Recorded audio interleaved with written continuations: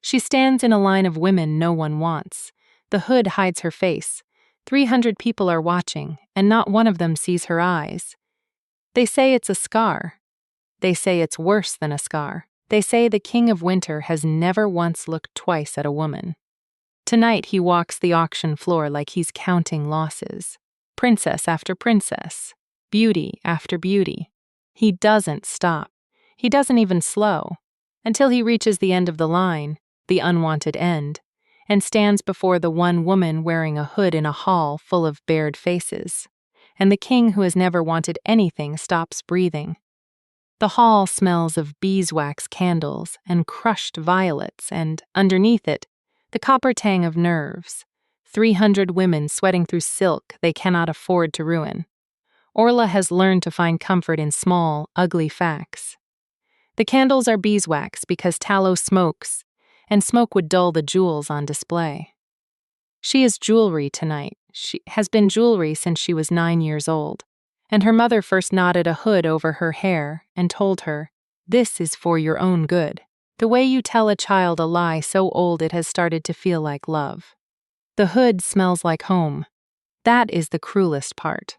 Lavender water in her mother's hands, the particular over-tightness at the crown that means, "Don't slip, don't show, don't shame us." She has tied it herself for 6 years now. 3 times around, not at the left temple, never the right. Her own small rebellion, invisible to everyone but her. A crooked knot in a world that demands she be straight. Around her, the others preen, or try to. Fear makes beautiful women look like deer in the half-second before the arrow. Orla has watched enough of these auctions from the unwanted end of the line to know the order of things. First, the highborn, paraded by their fathers like prize mares. Dowries chalked beside their names on a board nobody bothers to hide. Then the merchant's daughters, then the temple wards, then, last, always last, the unclaimed.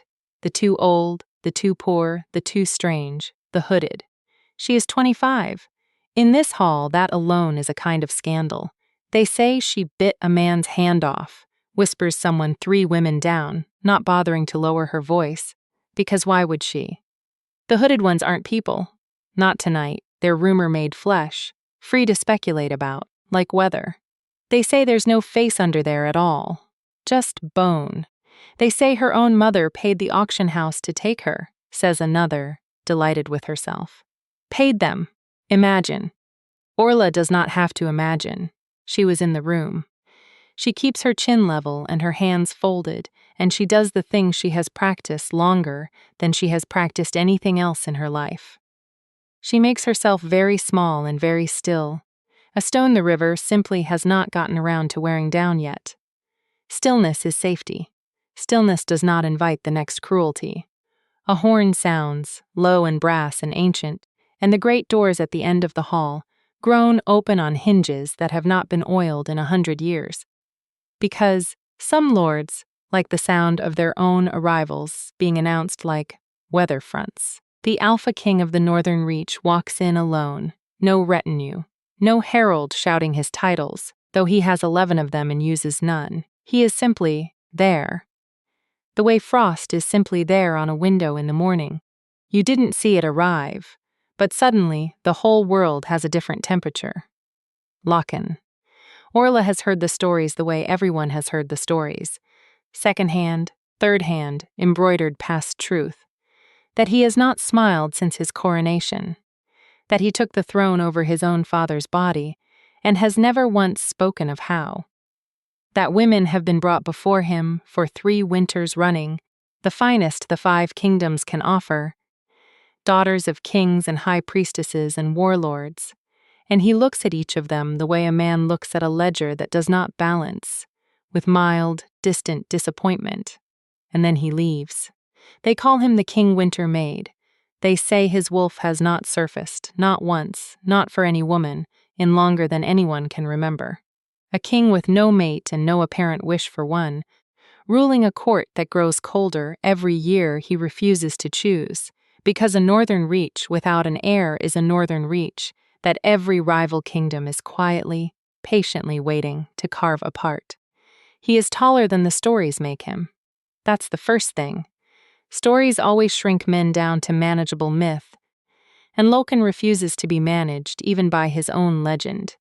He has to duck slightly beneath the lintel of the great doors, and the candlelight finds the line of his jaw and holds there like it, too, is afraid to look away too quickly.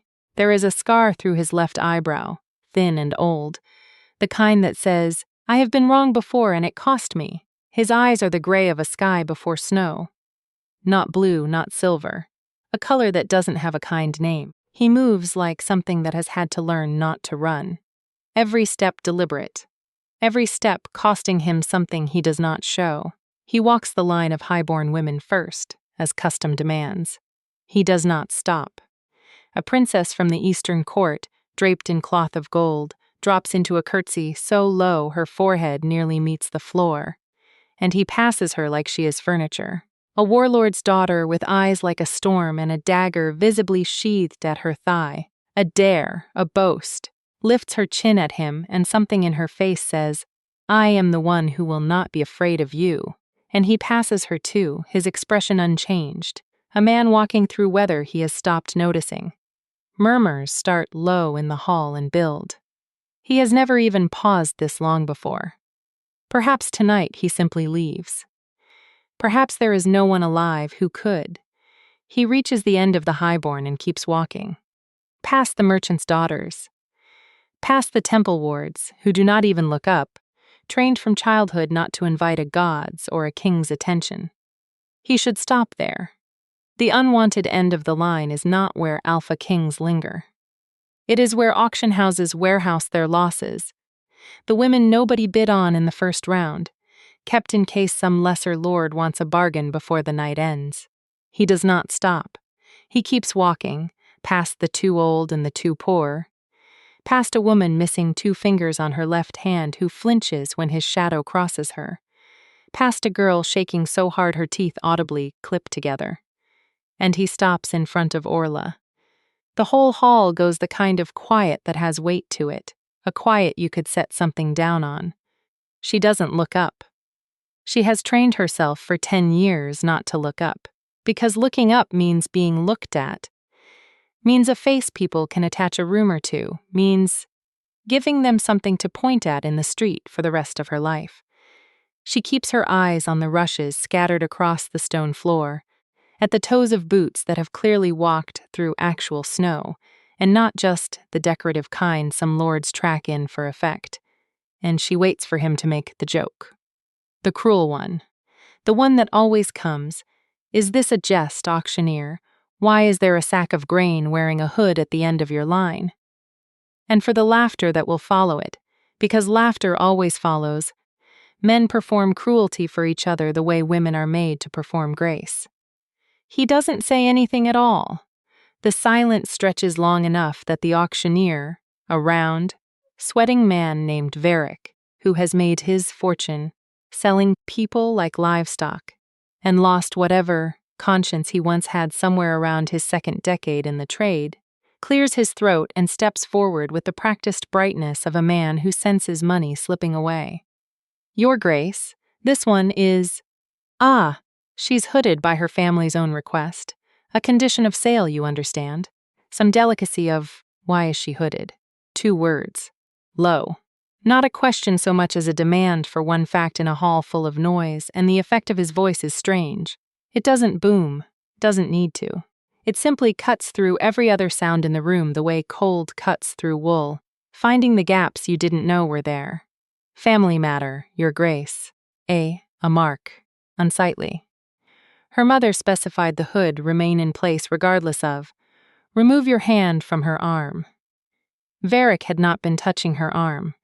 He had been reaching for it, the practiced auctioneer's gesture. Let me present the goods, and he freezes mid-motion like a man who has just realized he is standing in the wrong kind of silence. He withdraws his hand. He does not seem entirely certain why he is shaking.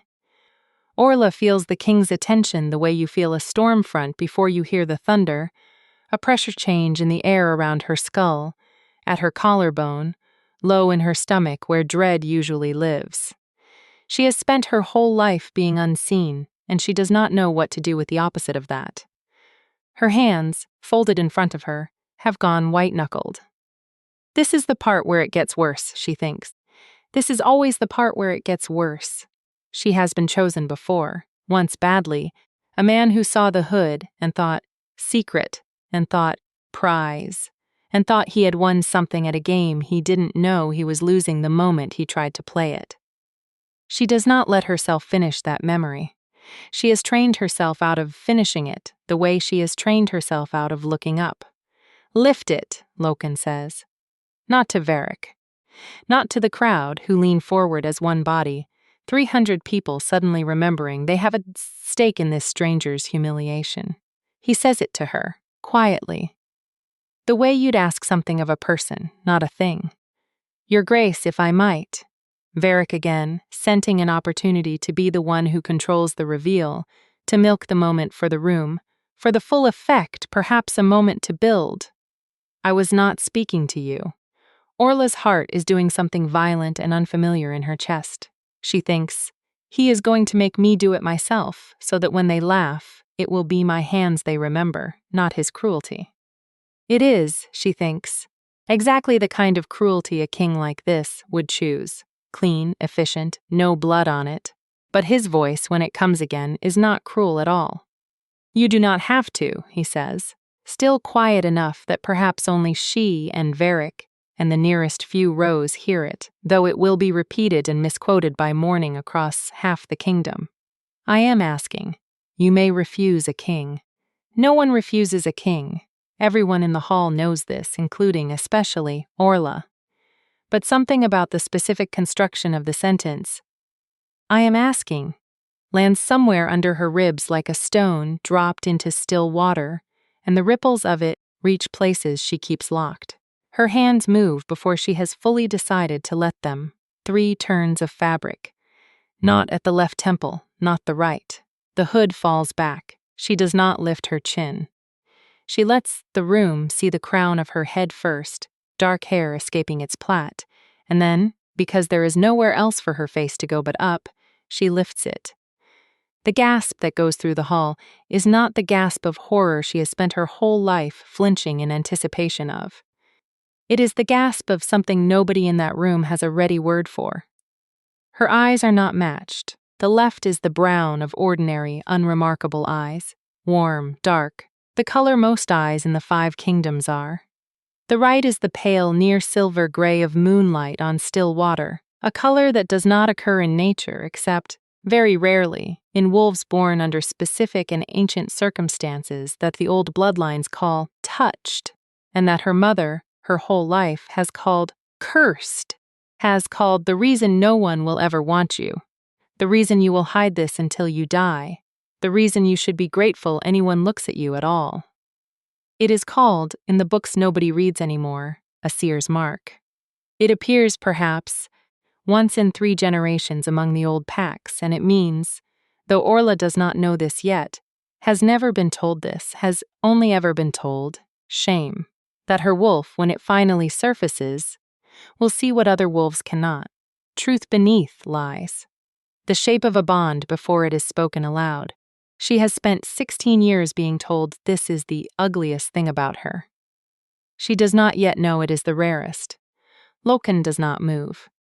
For one full, suspended second, the kind second. Later, the women standing nearest will swear stretched into something closer to a minute, though none of them will be able to explain why time bent the way it did. The Alpha King of the Northern Reach, who has not smiled since his coronation, who has walked past every beautiful woman in 5 kingdoms with the same flat, unmoved patience he might give a wall, simply stops. His chest does not rise. Someone near the front, a temple ward, trained to notice such things, will later swear she watched a king forget, for the length of one held breath, that breathing was a thing his body required. Your Grace? Varric says, uncertain now, sensing the room has tipped into something he does not have the tools to auction. Lochen does not answer him. He is looking at Orla the way a man looks at the first sunrise, after a winter he was not sure he would survive. Not with hunger. Not yet. Something quieter and far more dangerous than hunger. something that has the shape of recognition. "What is your name?" he says. To her. Only ever to her. Her voice, when it comes, is smaller than she means it to be. "Orla." He says it back to her once, low, like he is testing whether the word fits in his mouth the way it apparently already fits somewhere else in him. Then, to the hall, without looking away from her, "I claim her." No bid. No negotiation. No haggling over dowry or terms. The entire grim economy of the evening simply stopped. Overridden by 2 words from a man whose word has never once in his reign been questioned. The hall erupts into the kind of noise that isn't quite outrage and isn't quite delight. 300 people trying to find the right shape for their faces in a moment none of them were prepared for. Varric, recovering his trade instincts faster than his dignity, begins stammering about paperwork, about the customary fee, about precedent. Lochan is already shrugging out of his own cloak. Heavy wool, black, lined with something darker and softer, that Orla will later learn is the pelt of his own shed fur from his first shift, a thing no one outside his bloodline has ever been permitted to touch. And he settles it over her shoulders himself. His hands do not linger. They are, if anything, careful in the specific way of a man unused to being careful, and trying very hard to get it right on the first attempt. The cloak smells like him. Cedar and cold air and something underneath that her body recognizes before her mind has words for it, recognizes the way your hand knows a hot stove before your thoughts have caught up to the warning, and it is the first time in 10 years that Orla has wanted, rather than dreaded, to be marked as someone's. She still does not believe this is mercy. She has been taught too thoroughly and for too long that anything that looks like being chosen is only cruelty with a slower fuse. The carriage ride north takes 9 days. Lochan does not speak to her once in all 9 days, and Orla spends every one of them waiting for the cruelty to begin, the way you wait for a storm you can smell on the wind long before the first cloud arrives. He is not unkind. That is what unsettles her most. He has her given the warmest furs in the carriage and takes the thin blanket himself. He stops twice a day so she may walk and stretch rather than confining her like cargo. At the inns where they break the journey, he requests, does not order. Crests, a word she has never once heard a powerful man use about a woman's comfort, that she be given the room with the working hearth and takes the colder one himself without comment, as though this is simply how the world is arranged and always has been. She waits for the trap in it. She has been the recipient of careful kindness before, and she knows in her bones, in the old scar tissue of being 9 years old and hooded for the first time.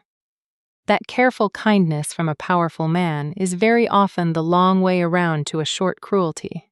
She watches him across firelit rooms with the wary attention of someone counting exits. He watches her too, she notices. Not the way men have watched her before, not cataloging, not calculating value or fault. He watches her the way you might watch snow falling for the first time, in a season like he is relearning something he'd forgotten was worth looking at. On the 6th night, at an inn perched at the edge of a frozen lake, she catches him staring at her hands as she eats. Both eyes visible now. The hood discarded somewhere in the bottom of a trunk, because there has seemed, strangely, no reason to put it back on once he removed his cloak and did not flinch, and she sets down her spoon. "You may as well ask," she says. Her voice comes out rougher than she means it to. 10 years of silence does that to a voice. It forgets how to be soft on command. Ask what? Whatever it is you're working up to. She has braced for this conversation since the auction floor. She has rehearsed, in the dark hours of the carriage, several versions of the explanation she will give. The mark is cursed. The mark is shameful. The mark is the reason her own mother sold her, rather than risk a younger sister catching whatever taint runs in Orla's blood. She has the speech ready. She has had it ready for years, polished smooth by repetition, the way a stone in a riverbed gets polished smooth by water that doesn't even mean to be cruel. It's simply doing what water does. Lochan considers her for a long moment. The fire pops between them. Outside, wind worries at the shutters like something that wants in. I was not working up to anything, he says. I was thinking that you eat like someone who has had food taken from her before. Quickly, like it might be reclaimed. It is not what she expected him to say. It lands somewhere unguarded. A door she didn't know was unlatched. That isn't a question, she manages. No. A pause. Was there one you wanted me to ask instead? She should let it go. She has gotten very good, over the years, at letting things go before they can be used against her. But something about the firelight, or the 9 days of careful, unexplained kindness, or simply the bone-deep exhaustion of bracing for a blow that has not yet landed, makes her say it anyway. You haven't asked about my eye. No, he agrees. Nothing in his face shifts. I have not. Everyone asks about my eye. I am not everyone. It should sound arrogant. Spoken by him, low and flat and entirely without performance, it simply sounds true, the way some facts are simply true regardless of how they're delivered. Water is wet, winter is cold. This man does not operate by the same rules as other men, and she does not yet know whether that is a mercy or merely a different, more patient kind of danger. They told me it would frighten my own children. She hears herself say, and immediately wants to take it back, because she has never said this aloud to anyone, not once, not even to herself in the dark. My mother, she said no decent family would have me once they saw it. She said I should be grateful any man would take damaged goods. Something moves behind Lochan's eyes. Not pity, she will think later, turning the moment over and over. The way you turn over a coin you're not sure is real. Something with more weight to it than pity. Something closer to anger, banked and controlled, the kind a man keeps leashed because he has learned, the hard way, what happens when he doesn't. Your mother, he says, very evenly, was wrong. You don't know that. You don't know what it is. I know what I saw, he says. I will tell you, if you wish to hear it, once. I will not perform it for an audience the way that auctioneer wished to. But I will tell you plainly what I saw, if you want the truth instead of a guess. She should say no. Some animal instinct, 10 years deep, tells her that wanting this, wanting to be told something true about herself by someone with this much power to lie, is exactly how the worst hurts begin. She says, "Tell me." He is quiet long enough that she thinks he has changed his mind. Then, I have stood before every eligible woman in 5 kingdoms for 3 winters, daughters of kings, priestesses raised on prophecy, warriors with eyes that could cut glass. I felt nothing, not boredom. I want to be precise. I felt the absence of a thing I did not know I was missing until I stood in front of you and the absence stopped. He says this the way a man recites a ledger, fact after fact laid flat, no flourish, and somehow that absence of flourish is what makes it land like a blade between her ribs. Your eye is not a flaw I am choosing to overlook. It is the first thing in 3 years that made me remember I have a body, and that the body has a pulse, and that the pulse can change speed. The fire pops again. Neither of them moves to tend it. That's not an answer, she says, because she does not know what else to do with a sentence like that, a sentence that has rearranged something load-bearing inside her chest. That's not. You didn't even say what color it is. Silver. Pale as the moon caught in a black pond. A pause and something almost like the ghost of an expression crosses his face. Not quite a smile, more the architecture a smile might use if he ever decided to build one. I am told it is called a seer's mark in the old texts. I am told it appears once in 3 generations, if that. I am told your wolf, when she finally surfaces, will see truths other wolves cannot, will know a lie from a kindness by scent alone, will know a true bond from a false one before either party speaks a word of it. Orla's hands have gone still in her lap. That isn't what I was told. I imagine not. I was told it would make me unmarriageable, a taint, something to be hidden so it didn't spread shame to the rest of the family. Your family, Lochan says. And there is something in his voice now that she has not heard from him before, something with an edge on it, taught you to be ashamed of the single rarest thing about you, because a daughter who knows truth from lie is much harder to control than a daughter who has been taught she is worthless. I am not guessing at their motive. I have watched men do this before, make a woman small so she does not notice she was never small at all. Orla finds, to her own considerable surprise, that her eyes are wet, and she does not entirely know which decade of grief the tears are coming from. I don't know how to hear that, she admits very quietly into the fire-lit dark. You don't have to know yet, Lochan says. I am not asking you to believe me tonight. I am only telling you what is true so that when you are ready to believe it, you will know you heard it from me first. She does not have a response for that. She sits with it instead, the way you sit with the first real warmth after a long cold, not trusting it, not yet, but not moving away from the fire either. On the 9th day, the carriage crests the last ridge, and the northern reach opens up below them. A city of gray stone and blue slate roofs hugging the curve of a black river, smoke rising from 1,000 chimneys into a sky the color of a wolf's eye. And beyond it all, the castle, its towers crowned in actual snow, though it is barely autumn anywhere else in the 5 kingdoms. It's always winter here, Orla says, half to herself. It has been since my father died, Lochan says, and for the first time in 9 days, something in his voice sounds tired rather than merely controlled. The old wolves say a court takes the temperature of its king's heart. I did not used to credit superstition. And now? He looks at her, just looks, the gray of his eyes matching the gray of the sky behind him so exactly that for one disorienting moment she cannot tell where he ends and the horizon begins. Now I have begun to wonder, he says, if it might finally thaw. The castle does not warm to her right away. Castles, Orla learns quickly, take their cue from whoever holds the most power within their walls. And the Northern Reach has spent 3 years learning that the safest posture around its king is careful, watchful neutrality. And the court, by long habit, extends that same wary neutrality to her. She is given chambers in the east wing, sun-facing, the warmest rooms in a castle that does not, by Lochan's own admission, know much warmth anymore.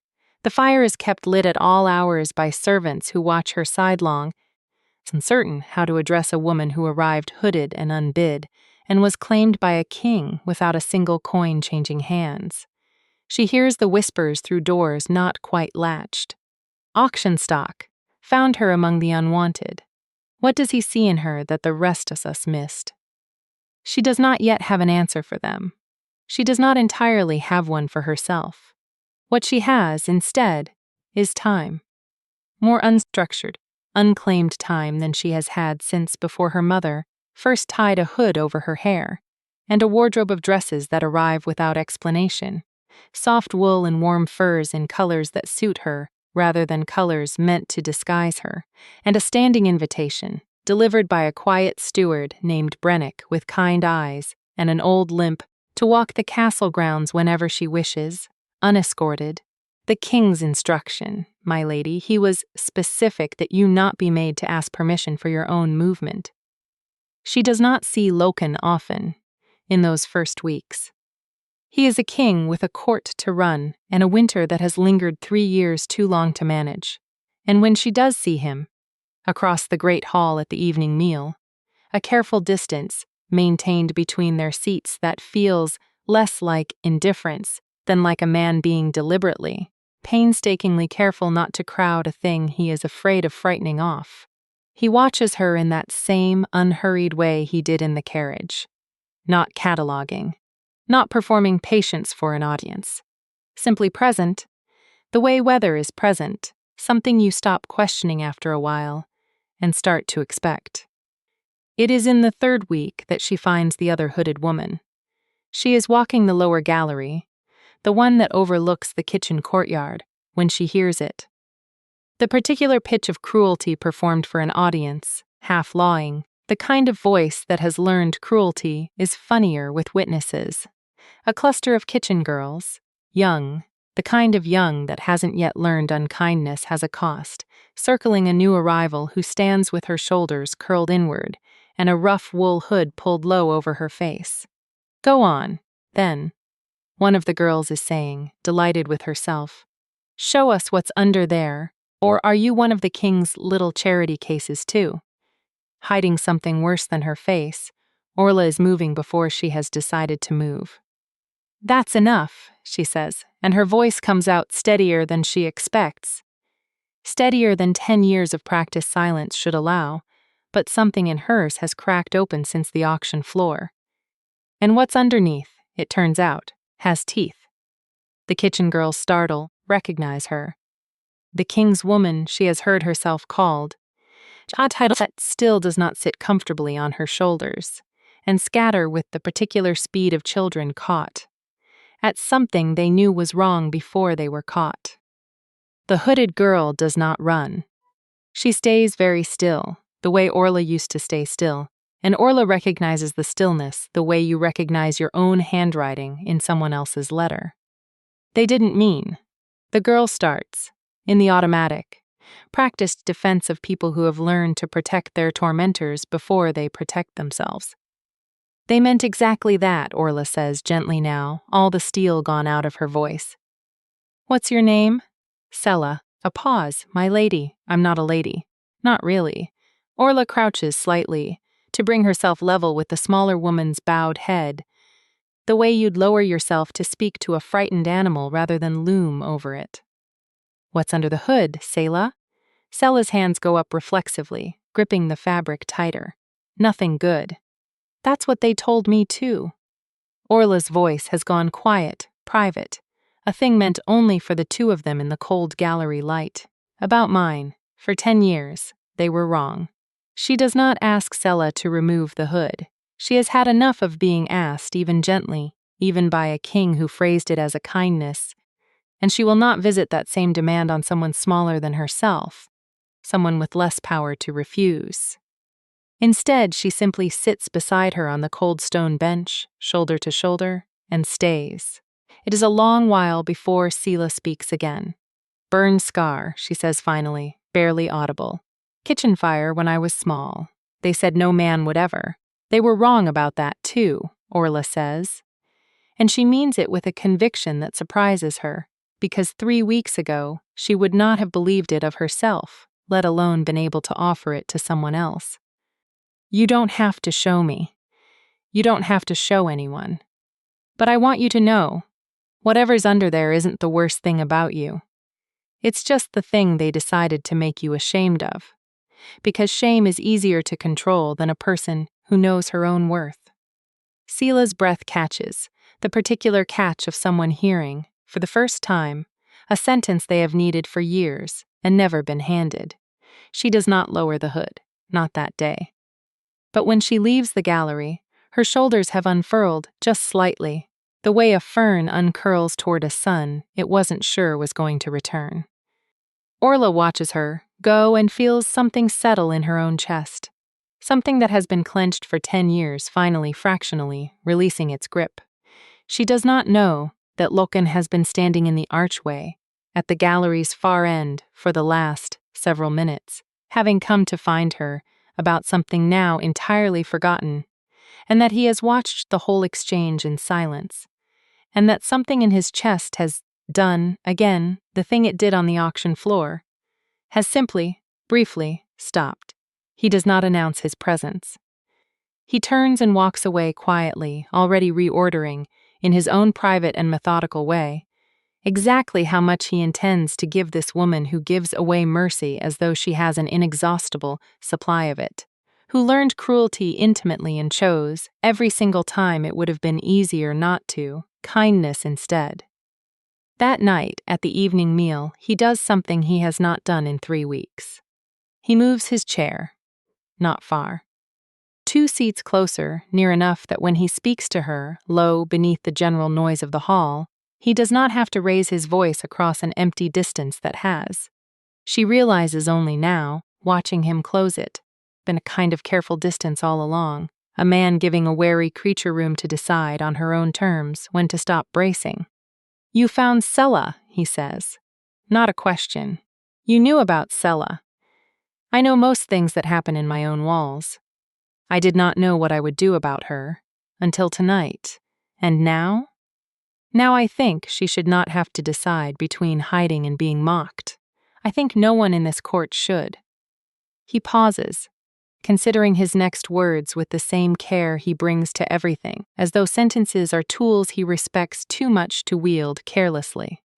I think I have built a court that mistakes coldness for strength, because I mistook it myself, for 3 years. And I think that changes, starting with how my own household treats anyone who arrives here afraid. Orla looks at him for a long moment, surprised by how much that small, unglamorous sentence. That changes, starting now, moves her more than any declaration could have. Why? She asks. The question she has been circling for 3 weeks without quite landing on it. Did nothing move you? Before. They say you stood in front of every great beauty in 5 kingdoms and felt nothing. Why? Loken sets down his cup. He does not answer immediately, and when he does, his voice has dropped to the register he reserves. She has noticed only for the truest things he says. I used to think it was because I was broken, he says. My father died believing love was a weakness a king could not afford, and he made very certain I believed it too, before he died. I thought my wolf simply did not work the way other wolves did. I thought the absence was permanent. He looks at her, and the gray of his eyes has something in it now that she has only seen there once before, on the auction floor, in the second before the whole hall gasped. Then I stood in front of a hooded woman who had been taught her whole life that the truest thing about her was the thing to be most ashamed of, and something in my chest that I had been told, my whole life, did not exist, woke up. Not for beauty. I want to be exact about this, because I think you have spent your life being loved, when you were loved at all, for the wrong reasons, and I will not add to that ledger. It did not wake for your face. It woke because you stood in a hall built to humiliate you and did not let it. Because even hooded, even braced for the worst, something in you had not yet been broken all the way through. The hall around them carries on, oblivious, the ordinary clatter of cutlery and low conversation, and in the middle of it Orla sits very still, the way she has always sat still. Except this stillness has nothing to do with bracing for a blow. This stillness is closer to what it might feel like, to finally, after a very long winter, stop flinching at every change in the weather. That's the kindest thing anyone has ever said to me, she says, and her voice cracks slightly on the last word. 10 years of carefully managed composure finally, quietly, giving way. It is also simply true, Loken says. I find I am better at saying true things to you than I have ever been at saying kind ones to anyone else. I am not certain those are different skills, in your case. She laughs a small, startled, entirely unguarded sound, the first real laugh she has let herself produce in this castle. And something in Loken's face shifts at the sound of it, opens, the way ice gives at the very first true thaw. A single crack spreading further than anyone watching would have guessed it could. Word travels faster than carriages. By the time Orla's mother and elder sister arrive at the northern reach, 6 weeks after the auction, announced with a great deal more ceremony than the family's actual standing warrants. The whole court already knows the shape of the story they intend to tell, because the story has been crafted and rehearsed and is, in its way, a kind of weapon they have brought wrapped in silk and good manners. Orla is in the solar with Sella. Now a fixture at her side most afternoons, hood lowered to half its old height, not yet gone entirely, but no longer clutched white-knuckled the way it once was. When Brennick arrives with the news, his kind face arranged into the particular careful blankness of a servant delivering tidings he suspects will not be welcome. Your mother, my lady, and your sister, Marin. They request an audience with the king. Orla's hands go still over the embroidery she has not actually been working on, more holding than stitching, the way you hold something to keep your hands from shaking. What do they want? They have not said. They have said, "Forgive me, my lady, I am only the messenger," that they have come to clarify certain matters regarding the goods sold at auction. The word goods lands like a slap, even second-hand, even filtered through Brennick's careful diplomacy. Sella's hand finds hers under the embroidery frame, a small, fierce pressure. "You don't have to see them." "I do, actually," Orla says, and is surprised to find her voice steadier than her hands. "If I don't, they'll say whatever they came to say to him alone, and he'll hear their version first, and I—" She stops, swallows. "I have spent my whole life letting other people speak for me. I am tired of being spoken about in rooms I am not standing in. The great hall, when she enters it that evening, is colder than she has felt it since her first night in the castle. Not the temperature, which the servants have kept carefully tended, but something in the air. The particular chill of a room that knows it is about to witness a reckoning. Her mother stands before the throne with the bearing of a woman who has spent 30 years perfecting the art of seeming reasonable while being anything but. Marin, 2 years older than Orla, and considerably more polished, stands a step behind her, dressed in a gown that cost more than the family has spent on Orla in a decade. "Your Grace," her mother says, dropping into a curtsy precise enough to be its own small accusation. "See how correctly I behave. See how, unlike my younger daughter, I have raised this one. We have come a long way to address an irregularity in the auction's terms. Loken, on the throne, has gone very still in the particular way. Orla has learned means he is choosing every word before he allows it past his teeth. Speak plainly. I have little patience for irregularities dressed as courtesy. The girl was sold under specific conditions," her mother says, and there it is. The word sold deployed in front of the entire court, in front of Orla, as though she is a horse with an undisclosed lameness. The hood was a condition of the sale. A protective measure, Your Grace, for the buyer's own benefit as much as the family's discretion. We were not informed it had been removed. We were not informed she had been displayed before the entire auction hall. She was not displayed, Loken says, and his voice has dropped into the register Orla has only heard once before. The night he told her what he saw when the hood came down. Except now there is something else under it, something with an edge. She was asked, and she chose. And what she chose to show the hall was not a flaw you sold under false pretenses. It was the rarest mark I have encountered in 3 decades of life, and you taught her to hide it the way you would hide a wound, when in truth it was never a wound at all. With respect, Your Grace, you do not know what that mark has cost this family. The whispers. I know precisely what it cost, Loken says, and now the edge is fully unsheathed, because I have watched what 10 years of being taught shame did to a woman who deserved, at every turn, to be told the truth instead. You did not protect her, Lady Vessa. You controlled her. There is a considerable difference, and I think you have always known it, and I think tonight you have come here hoping I had not yet learned it too. Marin steps forward then, smooth as poured water, and Orla recognizes the particular tactic. The reasonable sister, brought in to soften what the mother could not land gently. Your Grace, surely you understand a mother's fear. The old texts say a seer's mark can be unstable, unpredictable. We only ever wished to keep Orla safe from her own gift until she was old enough to what, Orla says. The hall turns. She is not meant to speak. Has, in fact, spent the better part of the walk here rehearsing silence, rehearsing the old stillness, the don't show, don't shame, don't slip litany worn smooth by a decade of repetition. But something about hearing her own gift described as a danger to be managed, in this hall, in front of this man who has spent 6 weeks teaching her, patiently and without ever once demanding it of her, that she does not have to flinch. Something in her simply will not let the sentence finish, unanswered. Old enough to what, Marin, she says again, stepping forward, and her voice carries further than she expects it to, in a hall built to swallow whispers.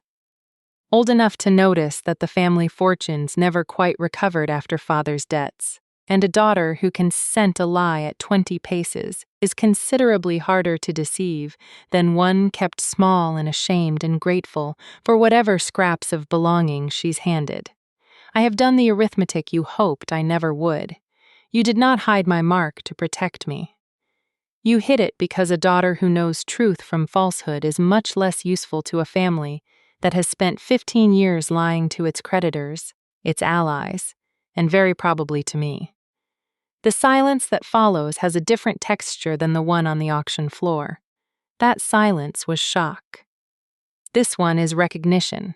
The whole hall watching a daughter, for the first time in living memory, refused to be spoken over by the people who raised her to believe, speaking at all, was a luxury she hadn't earned. Her mother's face has gone the particular white of someone watching a long-running performance collapse in real time. That is not, you are twisting. Am I?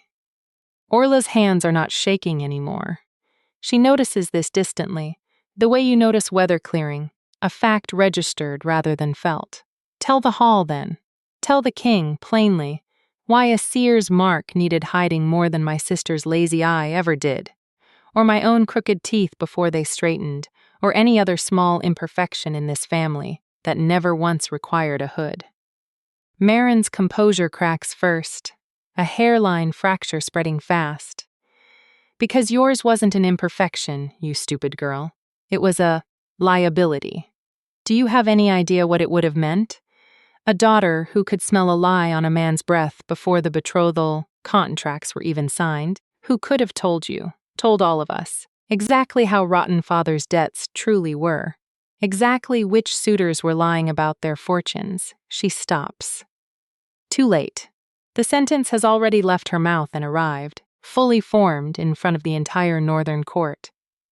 And Orla watches her sister's face cycle through the specific horror of someone who has just handed her enemy the exact weapon she came here to avoid surrendering.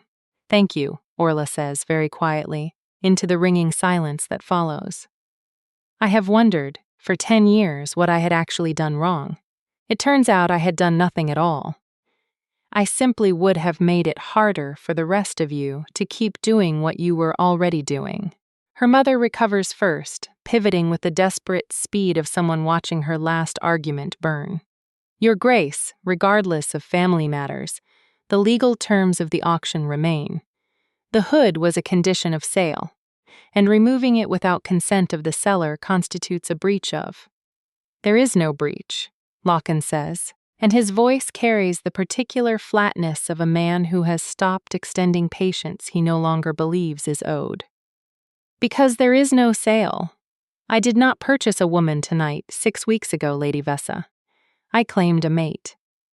The distinction matters a great deal under Northern law, and I would advise your solicitors to discover that fact before you embarrass yourselves further by pursuing it.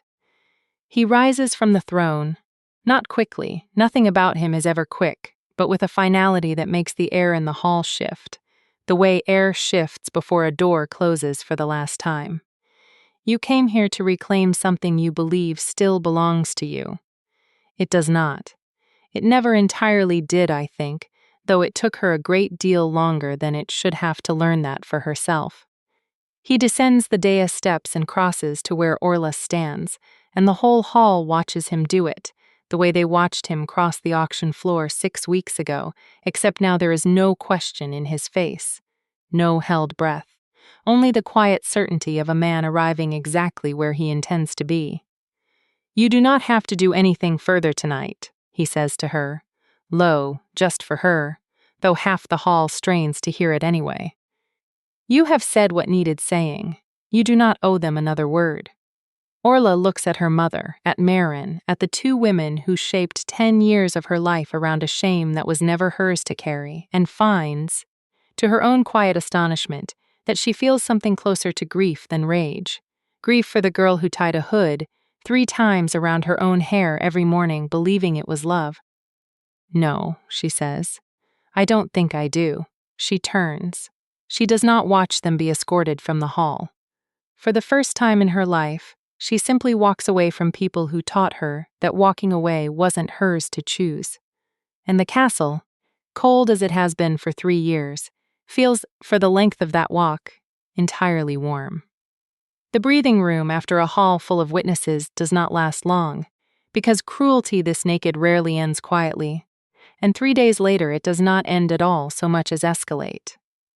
A rival house, the Eastern Court, whose princess was passed over on the auction floor in front of half the 5 kingdoms, an insult her father has apparently been nursing like a grudge kept warm by a low fire, sends word that the northern reaches' claim on Orla is irregular, that a woman, sold as defective goods, in their own deliberately chosen phrase, cannot legitimately hold the title of king's mate, and that they will be sending envoys to formally contest the bonding before the full assembly of the 5 kingdoms' courts. It is not really about law. Orla understands this within the first sentence. Brennick reads aloud from the scroll, his kind face tight with the particular anger of a man who has served this family long enough to recognize an excuse dressed as a grievance. It is about humiliation. About a king who refused a princess being made to answer, publicly, for choosing instead a woman the whole continent has already heard described as the hooded one, the unwanted, the auction floor's last and least. They want to make a spectacle of it, Loken says that night, pacing his study in the particular, contained, controlled way she has learned means he is more furious than his voice will admit. They will summon the assembly. They will require you to stand before them. They will ask you to prove the mark is what I say it is, and not the curse your own mother spent a decade insisting it was, and they will do it in front of every court that matters, hoping either you refuse and they call it confirmation of disgrace, or you comply and they find some way to twist what they see into scandal regardless. And if I don't go, Orla says, then they declare the bonding invalid by default, and they will not be wrong to, by the law's letter. I could refuse them. I have the strength to refuse almost anything. He stops pacing, looks at her, and something in his stillness has gone fragile in a way she has not seen from him before.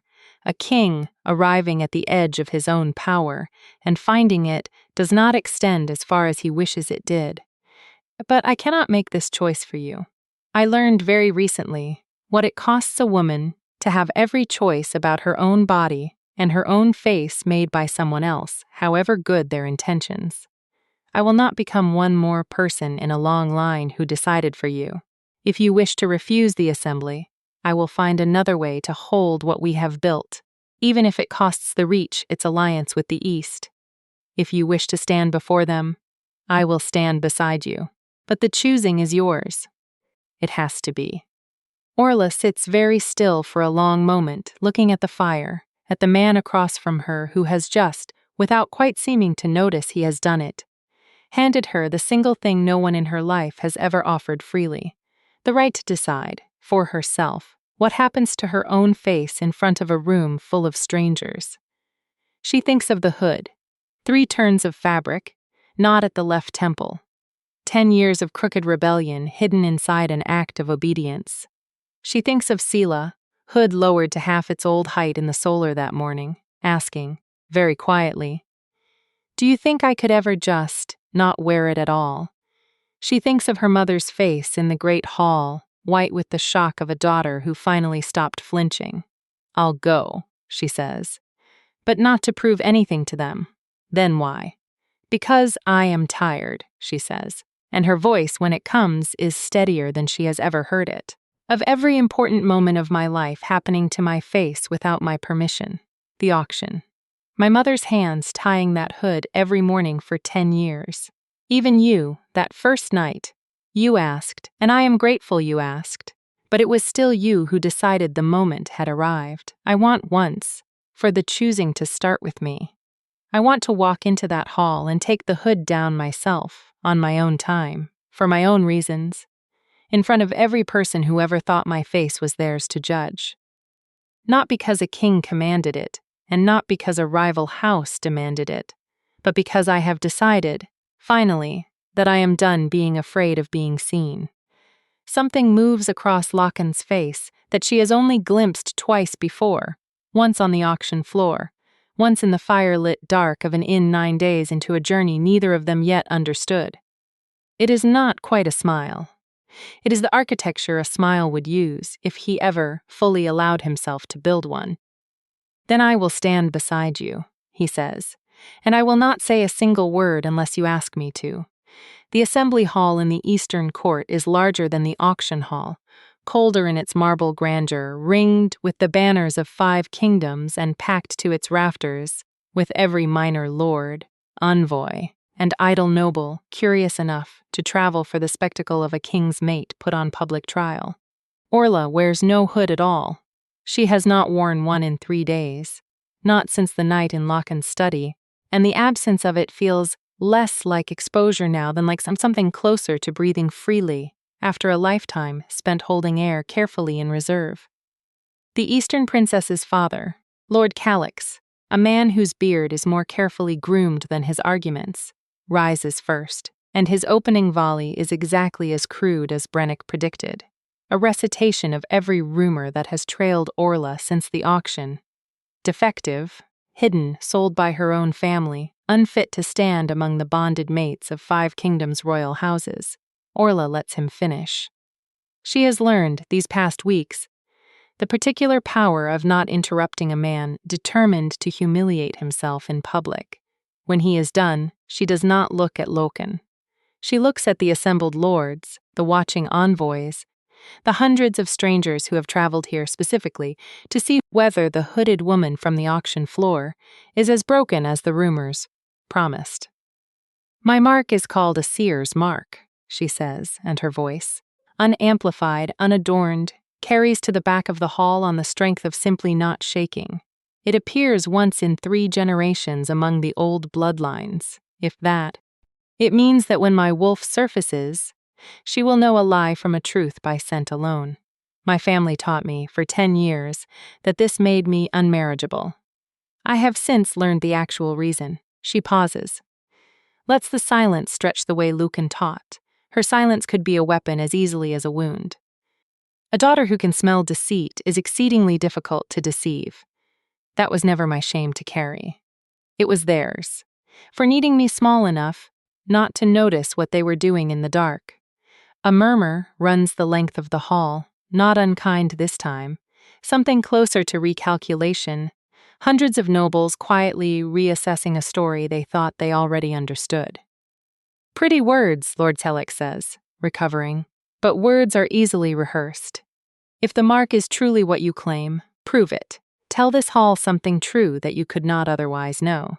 It is a trap, transparently so, and Orla feels the whole hall lean toward the moment, hungry for either confirmation or collapse. She does not look at the assembled lords. She looks at Lord Calix himself, and something in her chest, new, unfamiliar, the first stirring of a wolf that has waited 25 years to surface, sharpens her attention to the particular catch in his breath, the faint, betraying acceleration of his pulse visible at his throat, the scent beneath his expensive cologne that her nose, only weeks into learning what it is capable of, reads the way a practiced eye reads a tell at cards. "You did not come here for your daughter's honor," she says, quietly enough that the whole hall has to lean in to catch it, which makes the words land harder when they do. "You came here because the Northern Reach's grain contracts with the Eastern ports expire this spring, and you intended to use your daughter's rejection as leverage to renegotiate terms more favorable to the East, terms you could not have justified asking for outright. This humiliation was never about Orla. It was about grain. The silence that follows is total. Lord Calix's face has gone the particular gray of a man watching his actual motive, the one he buried 3 layers beneath righteous indignation, dragged into a hall full of witnesses by a woman he came here to call a liar.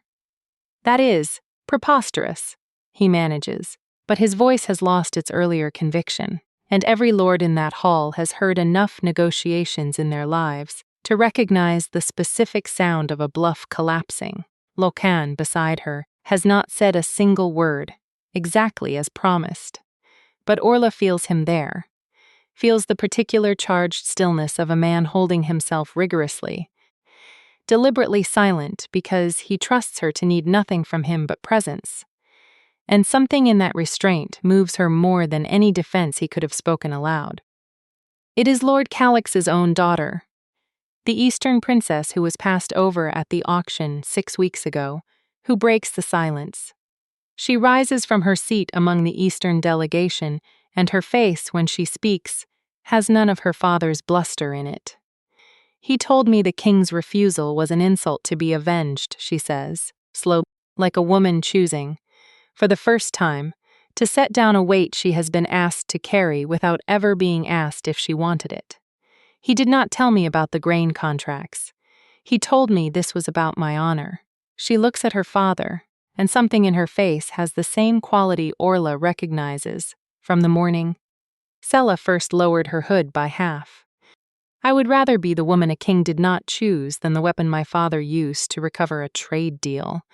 He was too proud to negotiate honestly. Lord Calix's protest dies somewhere in his throat. The Eastern delegation's case, whatever remained of it, finishes collapsing not because a king commanded it to, but because 2 women in one hall on the same afternoon simply refused to keep being used as currency in arguments that were never about them at all. The assembly does not so much rule in Orla's favor as it simply, gradually, stops pretending there was ever a case to rule on. Lord Calix departs the hall before the formal dissolution, trailed by an entourage that has visibly recalculated, in real time, exactly how much loyalty his cause merits. Loken does not speak until they are alone in the antechamber afterward. The heavy doors closed against the noise of a hall still buzzing with recalibrated gossip. "You did not need me at all," he says. "No." Orla agrees, and there is no triumph in it, only a quiet, settling certainty. "But I'm glad you were there anyway." Why? She considers this honestly, the way she has learned to consider most things since the auction floor changed the shape of her life. Because for 10 years being seen meant being unsafe. I needed, once, to be seen by someone who would not look away, and not have it cost me anything. You gave me that before you ever asked anything of me in return. I think that is why I trusted myself enough today to need nothing from you at all. Something in his face, controlled, careful, a king's face even now, finally, fully gives way, the architecture of the almost smile completing itself at last into the real thing, unguarded, entirely hers. "Then I am glad," he says, "to have been useless in exactly the way you needed." The journey back north takes 9 days again, though nothing about the return feels like the journey out. On the 7th night, at the same inn perched at the edge of the same frozen lake, Lokan does something Orla has not seen him do once in the 2 months she has known him. He kneels. Not the formal kneel of court ceremony. Knee bent at precise angle, chin lifted to project dignity even in submission. This is something rougher, more honest, both knees on the cold stone floor of the small inn room, his hands open and empty in front of him, a king stripped of every posture power usually demands of him. "I want to say something," he says, "and I find I can only say it properly from down here." Orla, seated by the fire, goes very still. "Lochen, I claimed you on an auction floor without asking what you wanted," he says, plainly, the way he says all his truest things, without flourish, as though sentences this important deserve to arrive unadorned. "I told myself it was mercy, taking you from a place built to humiliate you. But mercy chosen for someone is still a kind of taking, and I think some part of me knew that even then, and did it anyway, because something in me had finally woken after 3 frozen years, and I was not patient enough to wait and ask first whether you wanted to be the one who woke it." He looks up at her, gray eyes unguarded in a way she has only seen twice before. The auction floor, the fire-lit inn 9 days into a different journey. "I am asking now, not because the law requires it, not because the assembly demanded proof, but because I find I cannot finish becoming whoever I am meant to be next to you, without first being honest about how badly I began it." I did not choose you because you were a mystery worth solving, Orla. I have had 3 years of mysteries paraded in front of me and felt nothing for any of them. I choose you because every single thing you have shown me since. The mercies you give away as though you have an endless supply of it. The stillness that is not submission but its own quiet strength. The courage it took to lower a hood you spent 10 years being taught to fear lowering. Every one of those things makes me more certain, not less, that the woman beneath that hood was never the unwanted end of any line. She was the only thing in that entire hall I had ever actually wanted, and I was too slow, too careful, too late in admitting it plainly. I am admitting it now. On my knees, where I find I do not mind being if it is in front of you. The fire pops between them, the same small, ordinary sound it made the night. He first told her what he saw when the hood came down, and Orla finds that her hands, in her lap, are shaking, not with the old fear, but with something that has taken her 25 years to learn the shape of. You don't have to kneel, she manages. I know, he says. I am asking. The same way I asked you, once, in a hall full of people who had already decided your worth without consulting you. I find I would like this time for the asking to go both ways. Orla crosses the small distance between them and kneels too, so that they are level, 2 people on a cold floor in a small room at the edge of a frozen lake, and she takes his open, empty hands in hers. Then yes, she says, whatever you're asking, yes. He laughs. A real laugh. Low and startled, the sound of a man discovering an ability he had genuinely believed his father had stripped from him for good. And something in the room, in the cold inn, in the whole long winter that has held the northern reach for 3 years, shifts, finally, fully, toward thaw. What happens next is not for the hall, or the listener, or anyone but the 2 of them. Only this much. The fire burns low, and warmth finds its way into a room that has been cold a long time. And when morning comes, neither of them is in any hurry at all to leave it. The Northern Reach holds its first true bonding ceremony in 3 years on the first morning of true spring, and the whole castle, Brennick directing preparations with the focused joy of a man who has waited a long while for a happy task, Sella, hood discarded entirely now, helping pin flowers into hair she once kept hidden beneath rough wool, has the particular busy warmth of a place finally remembering what celebration feels like. Orla stands at the threshold of the great hall, the same great hall where she once watched a king cross a floor full of beauty and choose her instead, and for a moment, just a moment, she lets herself remember the auction floor. The hood, the whispers, the bracing for cruelty that never came the way she expected it to. She is not wearing a hood today. She will never wear one again, not out of obligation, not out of shame. If she ever ties fabric over her hair again, it will be by her own choosing, for her own reasons. And that, more than the crown Locken will place on her head, more than the vows the whole assembled court will witness, is the thing she carries into the hall like a second heartbeat. Locken waits for her at the far end, exactly where he stood on the auction floor, except now his face holds nothing guarded at all. The court watches him, watch her walk the length of the hall, and more than one noble who witnessed the original auction will later swear that the King of Winter, for the second time in living memory, forgets. Just for a moment, just at the threshold, how to breathe. She reaches him. He takes her hands the way he did that first night, careful, like a man determined to get something exactly right. What do you see? She asks him, quietly, just for the 2 of them, though half the court strains to hear it anyway, exactly as they did the first time. It's the same thing I saw on the auction floor, he says, except now I know her name and her courage and the precise, specific weight of every mercy she has given away to people who needed it more than they deserved it. I see the rarest thing I have ever stood in front of. I saw it the moment the hood came down, and I have not stopped seeing it since. Outside, for the first time in 3 years, it does not snow. And if you have stayed this long, thank you. for sitting with me in the cold halls and the warm firelight, for waiting through the bracing and the breath holding to reach the thaw. There are more stories like this one waiting for you. More hooded women and watchful kings, more nights where the powerful finally kneel and the unwanted are finally fully seen. Stay close, if you'd like. There's always another story worth losing your breath to.